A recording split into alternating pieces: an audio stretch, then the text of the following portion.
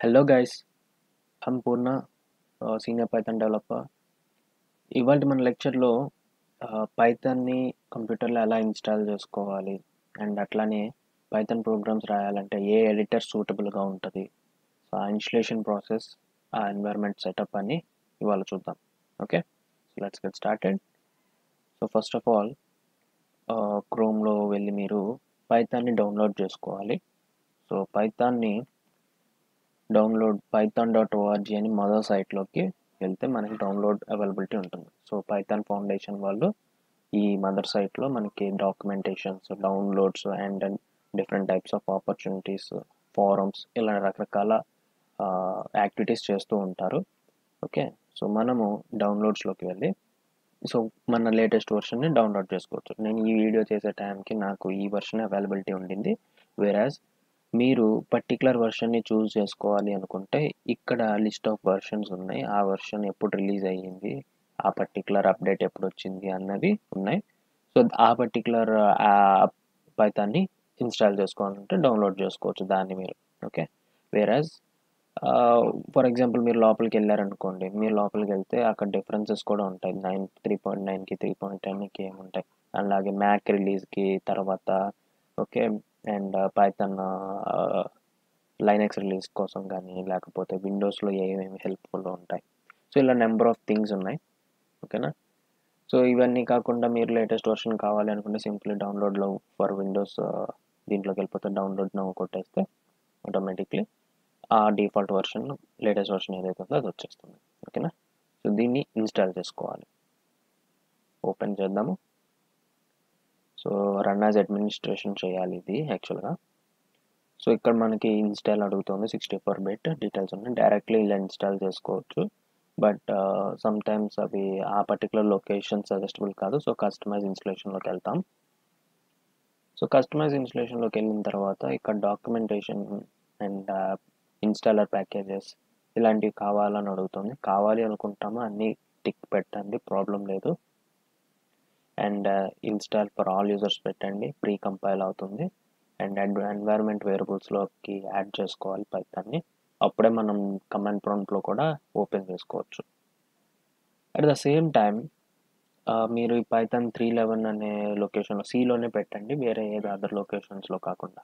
So C నుంచి అయితే direct accessibility ఉంటుంది. సో నా ఇన్స్టాల్ కొట్టండి, ఇది ఇన్స్టాల్ జరుగుతూ ఉంటుంది. సో ఇలా మనం పైథాన్ని రెడీ చేసుకుంటాం.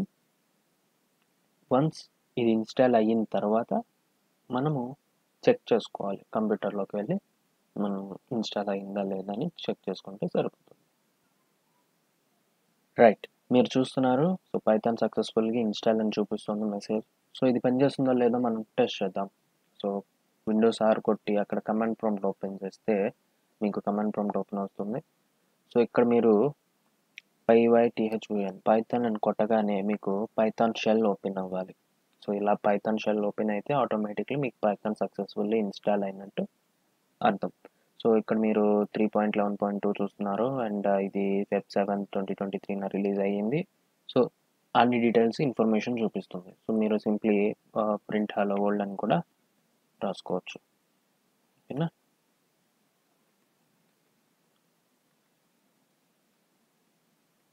Okay right.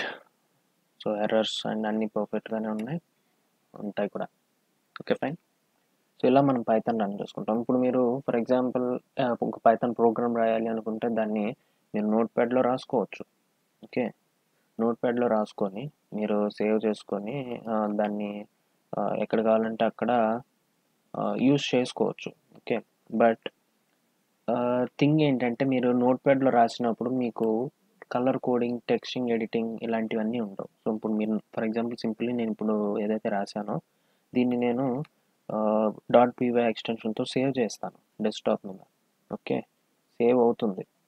వేరాజ్ చూస్తే ఇప్పుడు నాకు ఫైల్ వచ్చింది, దీన్ని ఎగ్జిక్యూట్ చేయాలి అంటే ఓకే నేను అక్కడ ఓకే కమాండ్ ప్రాంప్ట్ ఓపెన్ చేద్దాం. సో ఇప్పుడు నేను ఏం చేస్తానంటే పైథాన్, ఓకే ఆ ఫైల్ నేమ్ ఏదైతే ఉందో అది ఓకే డెస్క్టాప్లోకి వెళ్ళాలి యాక్చువల్గా నేను. ఓకేనా, CD desktop, okay Python first.py. So ఇలా ఎగ్జిక్యూట్ చేయాలి. బట్ మీరు రైట్ చేసేటప్పుడు మీరు మిస్టేక్స్ రాస్తున్నారు, మిస్టేక్స్ రాయట్లేదు అన్న సంగతి మీకు తెలీదు. ఎందుకు తెలీదు అంటే మీరు సింపుల్ నోట్ ప్యాడ్లో రాస్తున్నారు. దీనికి బదులుగా రీప్లేస్ చేస్తూ మనం ఎడిటర్స్ని యూజ్ చేసుకోవచ్చు. సో ఎడిటర్స్ యూజ్ చేస్తే ఉపయోగం ఏంటంటే మీకు ఎర్రర్ కోడింగ్ లేకపోతే కలర్ కోడింగ్ ఏదైతే ఉందో అర్థం అవుతుంది, ఫంక్షన్ ఏంటి, వేరియబుల్ ఏంటో తెలుస్తుంది, అండ్ ఈజీగా డీబగ్ చేసుకోవచ్చు, ఎర్రర్స్ ఉంటే సాల్వ్ చేసుకోవచ్చు. రైటింగ్ కూడా మీరు ప్రతి లెటర్ని గుర్తుంచుకోవాల్సిన నెసెసిటీ లేదు, అది కూడా హెల్ప్ చేస్తూ ఉంటుంది. కొన్ని మెథడ్స్ హెల్పర్ ఉంటుంది ఇలా. సో ఇలాంటి ఎడిటర్స్ని యూజ్ చేయడం వల్ల మనకి హెల్దీగా రాసుకోవచ్చు ప్రోగ్రామింగ్. సో పైచార్మ్ అని, లేకపోతే అనకొండా అని, లేకపోతే విజువల్ స్టూడియో కోడ్, ఎక్లిప్స్, ఇలాంటి ఐడియాలు నెంబర్ ఆఫ్ ఉన్నాయి. ఓకేనా. సో ఇప్పుడు మనం విఎస్ కోడ్ అనే ఎడిటర్ని ఇన్స్టాల్ చేసుకుందాం మన సిస్టంలోకి. నేను అదే చెప్తాను మీకు కూడా. As a developer VS code అనేది చాలా హెల్దీ సెర్చ్ ఇస్తుంది మనకి. విఎస్ కోడ్ని డౌన్లోడ్ చేసుకోవచ్చు. ఓకేనా. సో విజువల్ స్టూడియో కోడ్ డౌన్లోడ్లోకి వెళ్తే విండోస్కి, లైనక్స్కి, మ్యాక్కి అవైలబిలిటీ ఉన్నాయి. సో విండోస్ వెర్షనే కాబట్టి మీరు యూజ్ చేసేది విండోస్ డౌన్లోడ్ చేయండి. సో ఇక్కడ మనకి డౌన్లోడ్ మొదలవుతుంది. సో ఇలా ఉంటుంది అనమాట. మనం ఎడిటింగ్ చేసుకునేటప్పుడు హెల్ప్ చేస్తూ ఉంటుంది మనకి. ఓకే, యాక్సెప్ట్ అగ్రిమెంట్, అది ఎక్కడ ఇన్స్టాల్ అవుతుందో అక్కడ ఇన్స్టాల్ అవ్వనివ్వండి. Then next desktop icon create చేసుకుని అంటే డెస్క్టాప్ మీద వస్తుంది. అండ్ విండోస్ ఎక్స్ప్లోరర్లో యాడ్ చేసుకోవాలి, లేకపోతే మీరు ఈజీగా వర్క్ చేయలేరు. ఓకేనా. So next install. ఈజీగా వర్క్ చేయలేరు అంటే మీనింగ్ ఏంటంటే ఒక ఫోల్డర్ని విఎస్ కోడ్లో ఓపెన్ చేయాలనుకుంటే అక్కడ రైట్ క్లిక్లో కనిపించడానికి కోసం ఆప్షన్స్ పెట్టుకున్నాం. ఒకవేళ ఆప్షన్స్ పెట్టుకోలేకపోతే దాకా ఆ యాప్ ఓపెన్ చేసి యాప్ నుంచి ఓపెన్ చేయాల్సి ఉంటుంది. సో అది కొంచెం స్ట్రెస్డ్ మీరు సమ్టైమ్స్ యూజ్ చేయాలనుకున్నప్పుడు. Okay, so now visual studio ready, Python ready, మనం ready to go for coding. ఓకేనా. So let's get started. Okay, so నేను కోడ్ అని కొడితే నాకు విజువల్ స్టూడియో కోడ్ ఓపెన్ అవుతుంది. ఓకే, సో గెటింగ్ స్టార్టెడ్ అని ఉంటుంది. Colour themes, number of things ఉన్నాయి. ఓకే, యూజువల్లీ డార్క్ సెలెక్ట్ చేసుకుంటారు చాలామంది, నాకు అదే ఇష్టం. Okay, I will continue with that. So నా ఇప్పుడు open new file, open folder, ఇలా నెంబర్ ఆఫ్ థింగ్స్ ఉన్నాయి. ఓపెన్ ఫైల్ ఓపెన్ చేస్తాను నేను. సో మనం ఆల్రెడీ ఒక ఫైల్ రాసుకున్నాం కదా డెస్క్టాప్ మీద. ఓకే, ఆ డెస్క్టాప్ ఓపెన్ చేస్తే ట్రస్ట్ ఓపెన్ అని చెప్పొచ్చు. ఫర్ ఎగ్జాంపుల్ వేరే ఫోల్డర్ ఏదైనా ఓపెన్ చేస్తే మీకు ట్రస్ట్, డోంట్ ట్రస్ట్ అని అడుగుతుంది. ట్రస్ట్ అని వెళ్ళండి. ఓకే, అప్పుడు మీకు ఆ పర్టికులర్ థింగ్స్ వెళ్ళండి. సో ఇక్కడ మీరు పైథాన్ కోడింగ్ అయితే చూస్తున్నారు, కానీ రన్ చేయాలి అనుకుంటున్నప్పుడు మీకు ఫైండ్ ఎక్స్టెన్షన్ అడుగుతుంది.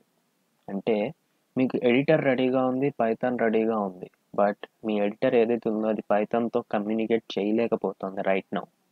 వేరాజ్ మీరు ఒక ఎక్స్టెన్షన్ ఇన్స్టాల్ చేసుకుంటే, ఇక్కడ ఇన్స్టాల్ అని చూపిస్తుంది, ఇన్స్టాల్ చేసుకుంటే మీరు ఎడిటర్లోనే ప్రోగ్రామ్స్ని ఎగ్జిక్యూట్ చేసి చూడొచ్చు. మళ్ళీ కన్సోల్ ఓపెన్ చేయాల్సిన నెసెసిటీ ఉండదు. ఓకేనా. సో ఇక్కడ క్యాన్సిల్ కొట్టి ఇన్స్టాల్ కొట్టండి, మీకు ఇది కనిపిస్తుంది. సో పైథాన్కి పైలాన్స్ అని, జూపిటర్ అని, ఇంకా నెంబర్ ఆఫ్ థింగ్స్ కావాలి, అవన్నీ ఇన్స్టాల్ చేసుకుంటూ ఉంటుంది. ఓకే, వన్స్ ఇది ఇన్స్టాల్ అయిపోతే మనం ఆటోమేటిక్లీ పైథాన్ ప్రోగ్రామ్స్ రెడీ అక్కడ నుంచే ఎడిట్ చేసుకోవడానికి, డీబగ్ చేసుకోవడానికి ఫీచర్ అవైలబిలిటీ ఉంటుంది. ఓకే, సో ఇక్కడ చూడండి ఇన్స్టాలేషన్ కంప్లీట్ అయిపోయింది. సో నాకు getting started with Python development and Jupiter notebooks అన్ని రకరకాలుగా అడుగుతుంది. Okay, don't worry about all those. Okay, మీరు ఫైల్ రిసోర్స్లోకి, ఎక్స్ప్లోరర్లోకి వెళ్ళిపోతే ఇక్కడ మీకు ఫోల్డర్ ఓపెన్ చేయమంటే చేసుకోవచ్చు, లేకపోతే లేదు. You don't need a folder now. So మీరు ప్రోగ్రామ్ అయితే రాశారు, ఇప్పుడు దాన్ని ఎగ్జిక్యూట్ చేయాలి.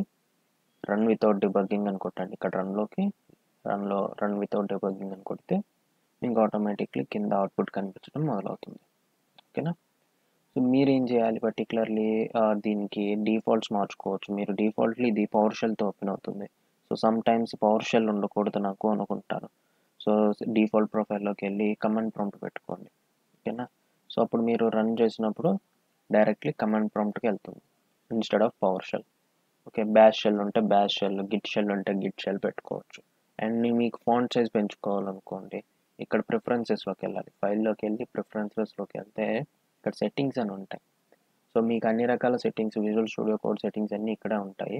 సో డిఫాల్ట్లీ టెక్స్ట్ ఎడిటర్ యొక్క ఫాంట్ సైజ్ ఎంత అంటే 14 ఉంది. నేను దాన్ని 20 పెడుతున్నాను. ఓకేనా? సో 20 పెడుతున్నాను. క్లోజ్ చేసేస్తే చూడండి పెద్దదైంది. సో ఇలా మనం ఎడిటింగ్స్ ఈ కోడ్ ఎడిటర్లో యూజ్ చేసుకుంటాం. ఫర్ ఎగ్జాంపుల్ మీరు ఏదైనా వర్క్ స్పేస్ కావాలి అనుకుంటున్నప్పుడు ఓపెన్ ఫోల్డర్ కొట్టి ఆ పర్టికులర్ ఫోల్డర్ సెలెక్ట్ చేసుకుంటే మీరు ఆ వర్క్ స్పేస్లో ఉంటారు.